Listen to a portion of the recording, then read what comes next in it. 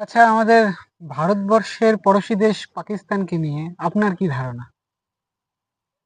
আমার পড়োশী দেশ ভারত, আমরা তো ভারতবাসী, ভারতবাসীর পড়োশী দেশ পাকিস্তানকে কুত্তা দেশ বলি। কুত্তা, করছে না তো। হুম, তা ও কুকুরের মতন ব্যবহার করে, আচার করে।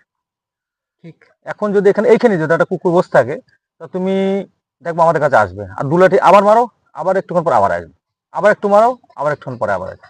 এই জন্য আমরা ধরো কুকুর বলি, কুকুর দেশ, কুত্তা দেশ। কারণ এই দেশের লোকের না নাক আছে না লজ্জা আছে, এরা বেশরম আদমি। ঠিক। তবে ভারতবর্ষ এমন একটা মহান দেশ যে ওদের ঘরে এখনো পর্যন্ত মানে ভূগোলের মানচিত্রটা রেখেছে। হ্যাঁ, রেখেছে। তা সত্যি কথা বলছি, আমি আমার মতন যদি বুদ্ধি, আমি যে ধরনের বুদ্ধির লোক, এই হুম, ধরনের বুদ্ধির লোক যদি সত্যি কথা কোনোদিন প্রধানমন্ত্রী হয়, আমি 5 মিনিট আগে ওকে ভূগোল থেকে সরাবো, ভূগোল থেকে সরাবো আগে। মানচিত্র রাখবো না, মানচিত্রে না থাকবে। রাখবো না। আমরা কি করছি, ওই অ্যাকচুয়ালি তো সবাই উগ্রবাদী ওরা, হুম, A to Z। একটা বাচ্চা আজকে জন্ম নিচ্ছে, সে উগ্রবাদী, তাকে উগ্রবাদীর ভাষা বানানো শেখানো, হবে। বানানোর ভাষা শেখানো হচ্ছে। তার মানে ওরাই যদি উগ্রবাদী, তা ঘাঁটি মেরে লাভ নেই, শুরু থেকে যেখান থেকে শুরু করবো লাস্ট পর্যন্ত শেষ করবো।